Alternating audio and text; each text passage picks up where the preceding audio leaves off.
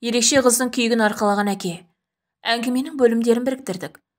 Тарақ көрмей епаланған шашын өзінше түзелеп тұрған Әселге қарап, үш кемпір беттерін шымшуда. Масқарай, мынау бәле біздің көшеге де келетін болған ба? Деген көршісінің сөзін іліп әкеткен Сәулеш апа. Ибай-ай, көйлегінің етегін кесіп тастаған ба? Күйлеген сорлай, өз көшесін түгел суғарып бітті. Біздің көшеде тұрсын қарашы, көз сүзіп, деді. Әке сөйлетін болды осының күйігінен. Бәлініске өткізе салса қайтеді екен. Жынды қызмен бірге өзі де шынданып кетпесе жарар еді. Қартайғанда көретін азабы бар екен шалбай құстың, деп кейінгі бір апа Сәулештің сөзін іліп ала кетті. Айтты қой қаншама рет. Түсінбесе қайтесің. Зиян тек өзі ғана емес, басқаларды көріп жатыр. Кезінде қандай қыз еді. Обалай обал. Кім ойлапты бұлай боларын? Ой-бой, ананы қараш не істеп тұрған. Етегін көтеріп бұрылып қарайды. Біреуді шақырып тұр ма? Әсел бері кел, не істеп тұрсың? Деген Сәулеш апа қарлығыңқы даусымен шөткірініп алды. Есі кіресілі шығасыл Әсел өз есімін естіп, етегін түсіре қойды. Өзінше алған түрі ғой, жаймен басып, бер жақындап келеді.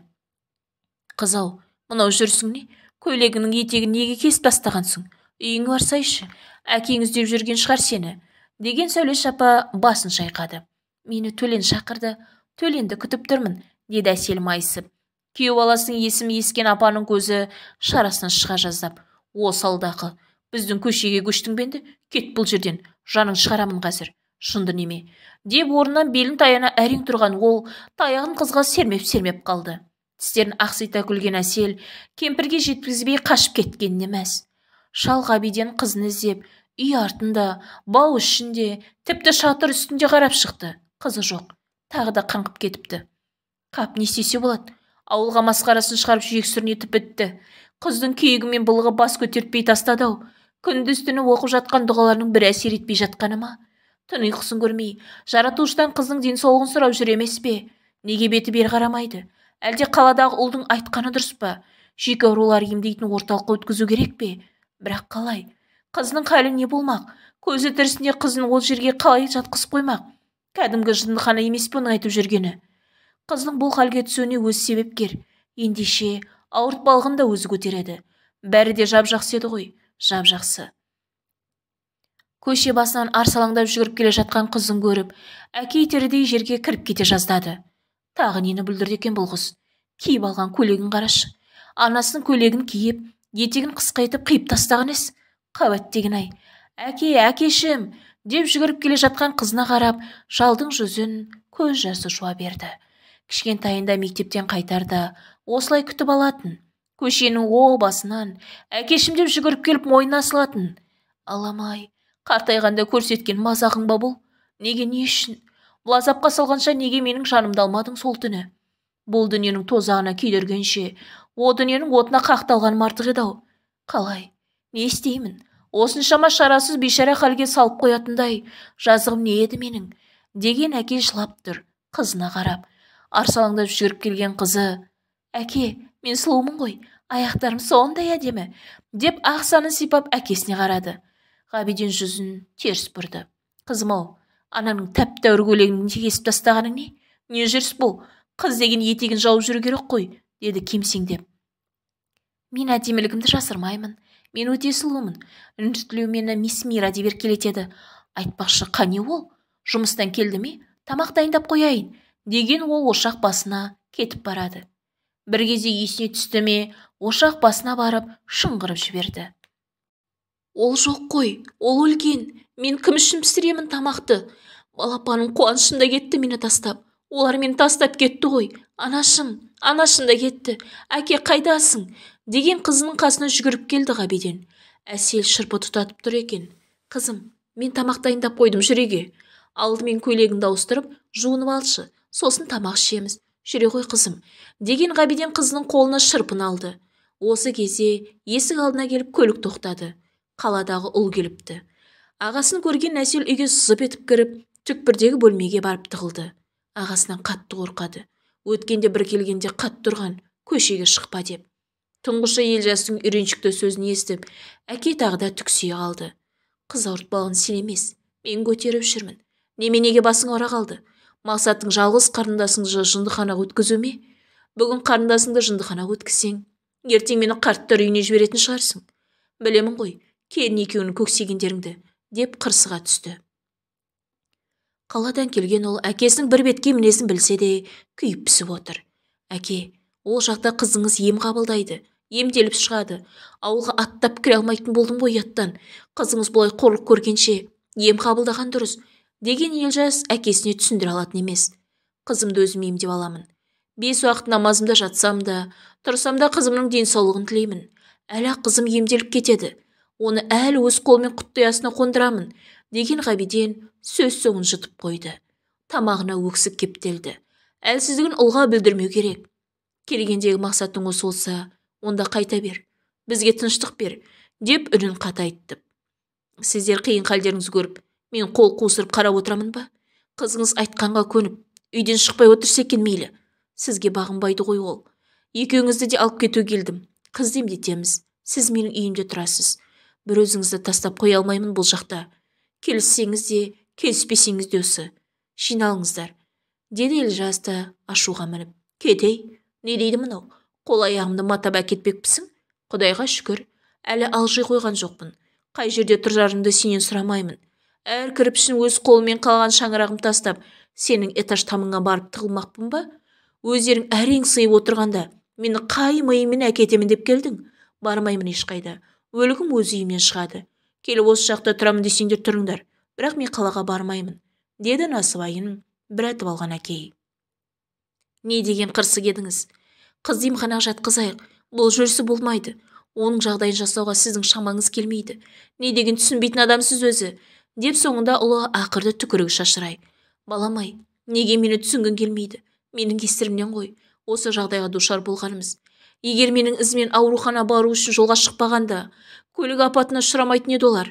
Анаң, Құндыздың күйеуі мен баласы ажал құшпайтын еді. Қызым басынан жарақат алып, осы жағдайға түспес еді. Мен ғой кінәлі. Мен өлгенше өзімді кінәлап өтемін. Қызымды енді өзім емдетуге мүмкіндік бере көр. Мейлі, 1 жыл уақыт берші. 1 жылда емдей алмасам, емханаға жатқызайық оны. Мүмкіндік бер маған. Балам, түсін мені. Маған да оңай емес. Қызымды жылатып қамап қойғым келмейді. Есік алдына таза ауаға шығарсам, өзі қашып кетеді. Бала сияқты ойнағысы келеді. Ауылдың кей иттері ғой мұның кемістігін пайдаланып, жаман атын шығарып жүрген. 40 рулы ауыл болғасын, олардың бізге жанаши қойсын ба? Ол иттер әлі сазайын тартады. Менің қызым періште, деді Ғабиден шыларман халде. 1 жыл дейсіз бе? Ей, қайдам, деген Елжас кетуге жиналды. Кетер кезде Әселді бір көріп қоймақ болды. Бөлмесін сарт ашып кіріп келген ағасын көрген қыз қорыққаннан перде артына барып тығылды. Бір уыс болып отыра қалған ол дір-дір етеді. Мен ұрмаңызшы, мен далаға шықпаймын енді, ойнауға да шықпаймын, дүкенге де бармаймын, деп жылап отыр. Қарындасының бұл халі Елжастың жүрегін одан сайын езді. Күнде ұрып жүргенде ғой тегі, үнсіз егілді. Ағасы кеткен соң Әсел томаға тұйық күйгенді. Үндемеген күйі үй ішін жинастырып, ыдыс-аяқты жуған болды. Аулаға су сеуіп сыпырып жүрген оны сырттай бақылаған әке беті бері қарап келеді деп шүкіршілік айта бастады. Әсел кейде есі дұрыс адамдарша тірлік жасайды, әкесімен сөйлеседі, сырласады, тағдырына мойынсынып күрсініп алады. Ал кейде жас балаша құтырынып, айтқанға көнбей кететіні бар. Мұндай кезде үйден кетіп қалады. Әйтеуір ауыл үшін бір шарлап келеді. Қайда барып келгенін айтпайды. Ондай кезде бұл шарқ ұрып, үйді аралап іздеп кетеді. Қызы сұлу ғой. Кеміс ауруын жамылса да өңін бере қоймаған. Талай жігіттің қол жетпес арманына айналған кезінде мен дегендерін құда түсіп келіп еді. Иә, қызы сұлу. Сол сұлулығы да сор болып жабысуда қазіргі күйіне. Кейбір есуастар пайдаланып жүр. Сонысын мәртебе көріп, мақтанып жүргендерін қайтесің. Қызы мейлі жынды екен. Олар сау бола тұра жындының тірлігін істеп жүр ғой. Қолына түспей жүр кім болса да. Өз қолымен бауыздайтын еді. Кешкі ауланы сыпырып, жап-жақсы болып жүрген қызы таңертең бөлмесінде жоқ. Байқатпай тағы да үйден шығып кетіпті. Қалай байқамаған? Қап. Тірі жан жоқ, үлкен көшеде Ғабиден аяғын сылтып басып келеді. Күн шақшиып төбеге шығыпты. Қызын іздеп әлі жүр. Дүкенге де, алма бауға да, мола басына да барып келді. Жоқ. Алладан қызының амандығын жалбарынып сұрауда. Жүрегі қысылып, егіліп жылауда. Осындай кезде Елжастың сөздерін есіне алады. Осыдан қызым келсін үйге, Елжас шақырамын, емханаға жатқызамыз деп бекінеді іштей. Қайтар жолда солай шешімге келіп еді. Бір кезде көшенің бұрылысына көлік келіп тоқтады. Көлік ішінен қызы түсті. Өзі мәз. Сылықтап күліп қояды. Ғабиден тез сылтып басып көлікке жетпекші. Мұны байқаған көліктегі біреу кері бұрылып, зу ете қалды. Әкесінің құйындай ұшып келе жатқанын көрген Әсел оған қарсы жүгірді. Қолында ақшасы бар. Әке, менде ақша бар. Мен сізге ақша келе жатырмын, деп айқайлаған қызының екезу екі құлағында. Қызының қолында ақшаны алып, аяқпен таптаған Ғабиден көліктің ізінен тісін қайрап қарап тұрды. Көзі қанталап кеткен. «Ей, сенің бұл жүрсің не?» деп еріксіз қыздың желкесінен ұқыды. Ұрып жібере жаздап, әрең өзін сабырға шақырды. «Қайда жүрсің? Іздемеген жерім қалмады ғой, сені қызым-ау», деп күйіп кеткен Ғабиден кімнен өшін аларын білмей тұр. «Мен баламды сағындым. Басына барып сағынышын басып келмекші едім. Жолда мені жақсы ағайлар ұстап алды. Көп ақша береміз деді. Сосын кейін...» деп күмілжіген Әсел мүләйім қалды. «Тәй, жетер енді. Әке, мен Нұртілеуді сағындым». «Жә, жетер. Үйден енді менің рұқсатымсыз шықсаң, ағаңа айтамын. Жай сөзге түсінбейді екенсің ғой». «Нұртілеуді сағындым, әке». Тағдырдың ауыр тасын арқалаған екеуі тал түсте ілби басып үйге келді. Шара таппай, амал жоқ Ғабиден көршілердің ақылына бойын сұнуды жөн көрді. «Қызыңды үйге қамап қойсайшы» деп еді олар. Үйге келген ол түкпіргі бөлмеге құлып қойды. Алғашқы күні Әсел сыртқа шыққысы келіп есікті теуіп, шыңғырып, біраз өнерін көрсетті. Екінші күні үйренгендей болды. Тып-тыныш кереуетіне жатады. Қажет кезде сыртқа өзі шығарып, көзден таса етпей жүрді алғашқы кезде әкей. Қызының момақан болып, айтқан істеп жүргеніне тағы да үміт оянды. Қызының беті бері қарап келеді деді, тағы да шүкіршілік айтып. Оның бар мақсаты қызы жындыханаға жатпас екен, бұрынғы қалпына қайта оралса екен, жатса тұрса тілейтіні сол ғана. Қызының емделіп кететінін ол сенеді. Өзіне сенеді. Қызын қалыпты өмірге қайтара алатынына. Бөлмеге құлып қойғалы Ғабиденнің көңілі жайланғандай, қыз ешқайда қашып кетпейді. Бұрынғыдай. Бірақ тілден қалып барады. Сөйлемейді. Меңіреу адамша отыра береді. Мейлі, қаңғып кеткеннен тәуір. Күндер өтіп жатты. Аптасынан бір рет Елжас әйел бала шағасымен бірге келіп тұрады. Келіні үйін жинастырып, кір-қоңын жуып, тамақтарын дайындап беріп кетеді. Әселді шомылдырып, бөлмесін тазалап береді келіні. Өткенде бір келгенде Елжас дәрі беріп еді. Әселге беріп тұрыңыз үзбей, тыныштандырады екен. Таныс дәрігердің нұсқауы бойынша алынған. Мүмкін сол дәрінің әсері болар. Қыз бұрынғыдай құтырынып шықпайды. Сол өзімен өзі үнсіз. Әңгімеге тартса иығын қиқаң еткізеді. Демек, беті бері қарап келеді деп, тағы да үмітке бой алдырады жазған әке. Күндер өте тағы бір жайсыз жағдай бәрінің де есін шығарды. Әсіресе әке жанын қоярға жер табатын емес. «Не дейді мынау? Мүмкін емес», деген ол ұлының сөзіне есіне танып қала жазады. «Иә әке, келініңіз айтты. Ол біледі ғой. Айтып едім сізге оны емханаға жатқызу керек деп». «Ал енді не істейміз?» деді Елжас басын тыртырғасып. Қазан ошақты сақырлатып жүрген келіні атасының жан ұшыра шыққан даусына жүгіріп келді. Әңгіме не жайында болып жатқанын сезіп тұр. «Келін, не дейді мынау? Қалай сонда? Рас па?» деді. «Рас, қызыңыз жүкті», деген келіні әрең үн қатты. Әкей түнеріп отырып қалды. Қызын ақтап алуға сөз табатын емес. «Қалай? Мүмкін емес. Уақыт созбай біз бүгін кетейік. Әселді алып кетеміз. Апаратын жерге апарайық. Олар өздері біледі ғой, ары қарай не істейтіндерін», деді Елжас бір кезде төмен салбырап кеткен басын тіктеп. «Уақыт созбайық ендеше. Біз жолға шығайық. Әселдің құжаттарын ал», деді әйеліне. Көп уақыттан бері сөйлемей, мылқаудың күйін кешкен Әсел үйдегі абыр-сабырдың не үшін болып жатқанын түсінгендей, «Жоқ, бармаймын», деді жеңгесіне айқайлап. Тосын жаңалықтан есеңгіреп барып, әрең өзіне келген Ғабиден қызының мінез көрсеткеніне қуанды бір жағынан. Ол біліп тұр ғой, қай жерге апаратындарын сезіп түсініп тұр. Өзінің қандай жағдайда екенін де біліп тұр. Демек, оның беті бері қарап келеді. Ол бәрін түсініп тұр, деді ұлына үміттене қарап. «Жоқ әке, қызды әкетеміз. Баласын алдыру керек. Мұны түрмен қандай баланы өмірге келеді? Өзін емханаға жатқызамыз», деді Елжас ашуға мініп. Баласын алдыру керек дегенде ескен Әсел ішін ұстады. Бір сәт үнсіз тұрып қалды да айқайлап күле бастады. «Менің балам, балам жаным, балапаным. Білген едім, сезген едім. Баламның қайта оралатынына сенген едім. Жоламаңдар маған. Менің балама түйісуші болмаңдар. Кетіңдер. Қуанышымды ешкімге бермеймін енді. Нұртілеу, естимісің? Біз балалы боламыз. Мыналардың барлығы біздің баламызды өлтірмекші, деп айқайлай бастады бір кезде. Көздері соңындай сұсты өзінің. Қызының бұл халі әкейді тағы да жылатты. Елжаста бауырына жаны ашып, жүрегі езіліп барады. Келін есік сыртында тұр, көз жасын мөлтілдетіп. Босанып алса, ана бақытын қайта сезініп, мүмкін қалыпқа келер. Байғұс қыздың үміті оянар. Ұлын қайта көргендей, мүмкін бәрі дұрысталар, деді әке ұлына жаутаңдап. Балам, балам менің, жаным балапаным, қуанышым, деп ішін ұстап боздап отырған бауыры Елжастың көңілін босатты. Қанша жерден кеміс болса да, бір қарнынан шыққан бауыры ғой, кішкентайында ағатайлап, томпаңдап қасынан шықпаушы еді. Көз жасын сілкіп тастаған Елжас. Барлық жағдайға дайын болуымыз керек онда, деді күрсініп. Олар көп ойланды. Мәселені ұзақ талқылады. Қыздың шырылдап жылағанына көнбей емханаға жатқызып, баласын алдырып тастаса болар еді. Бірақ қалай?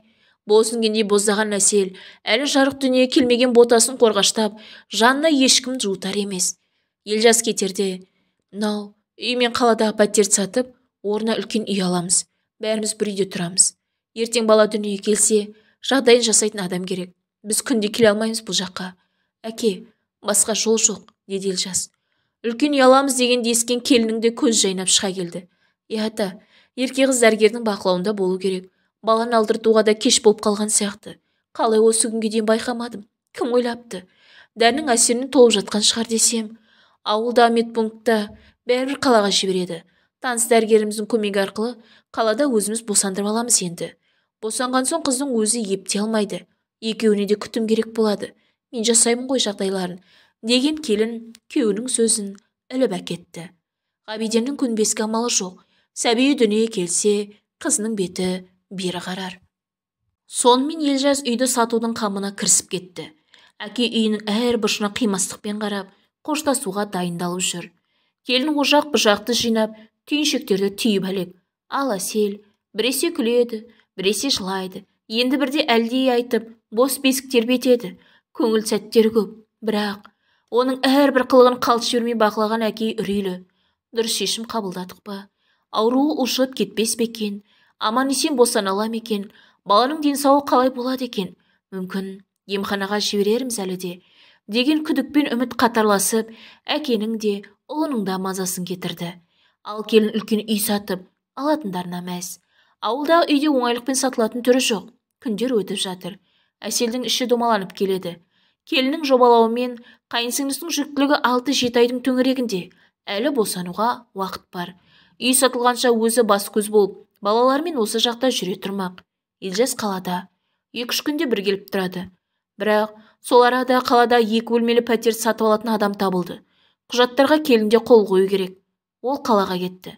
Бір күн емес, құжат әлегі 2-3 күнге созылуда. Қырсыққанда қымыран іриді демекші, келін қалаға кеткелі қызының да мазасы қаша бастады. Ішін ұстап жылай береді. Ештеңе айтпайды. Келіні бүгінде келе алмайтын білген Ғабиден қызын ауылдағы дәрігерге көрсетпекші. Уайымдамаңыз. 1-2 күнде қалада дәрігер көрсетеміз. Құжаттарды бір жақты етіп алайық, деген келінің сөзі де медет болмады. Ол қызын осы ауылда дәрігерге апармақшы. Бірақ қызы көнбеді. Бармаймын, ешқайда бармаймын. Сендер менің баламды өлтіресіңдер, деп бүк түсіп жатып алған. Шал байғұс біресе үйге кіреді, біресе сыртқа шығады. Жанын қоярға жер табатын емес. Амал жоқ, ауыл дәрігерін үйге шақырмақшы. Бір кезде өз бөлмесінен қызының ащы дауыс шықты. 2 аттап жетіп келген Ғабиден қызының еденде домалап, әке көмектес, мен өліп барамын, әке мен өлгім келмейді, балам, балам деп жан терге түсіп шыңғырып жатқанын көрді. Босанып жатқан болу керек. Ғабиден не істерін білмеді. Қызының жаны, тәні қиналып жатқанын көріп, оған көмек беруде еш қауқарсыз екенін сезіну әке үшін қандай азап еді. Қызымның көз алдында бұлай қиналғанын көргенше не келе салмадым екен? Менің жанымды алшы Алла, тек қызыма жеңілдігін бере көр, деп күбірлеген ол дереу есін жия қойды. Көршісіне жүгірді. Көрші келін ерте әкелмек.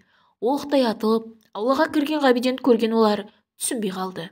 Аулада шай ішіп отыр екен бәрі. Кейінгі көшеде тұратын Сәуле апа да осында отыр. Қыдырып келген болу керек. Осы үйдің кемпірімен алыс туыстығы бар. Қызым анда ауырып, іші ауырып босанып деген ғабиден тұтығып ентігін баса алмай тұр. Көтек не дейді, босанғаныңыз? Ейбай, өліп қалмасын байғұс, тұра ғой, барайық деген Сәулеш апа орнынан тұрды алдымен. Олар онсыз да әсел жайлы өсектерін сапырып, шал байғұсты мүсіркеп аяп отырған мезеттер еді. Көшсе көшкен дұрыс қой, ауылда жүруге беті қалмады шал бейшараның. Қызға дау бол, жындыханаға жатқызу керек еді баста. Не болды ал? Қара басына қайғы жамылып, кімнен жүкті болғанын білмейтін де шығар ол шырақ. Қай бір сау бала дүниеге келеді дейсің, Құдай басқа салмасын деп енді айылын жия беріп еді Сәулеш апа. Сүріне қабына бәрі Ғабиденнің үйіне жеткенде түкпір бөлмеден нәрестенің іңгәлаған дауысы шығып жатқан еді. Босаныпты ғой байғұс-ай.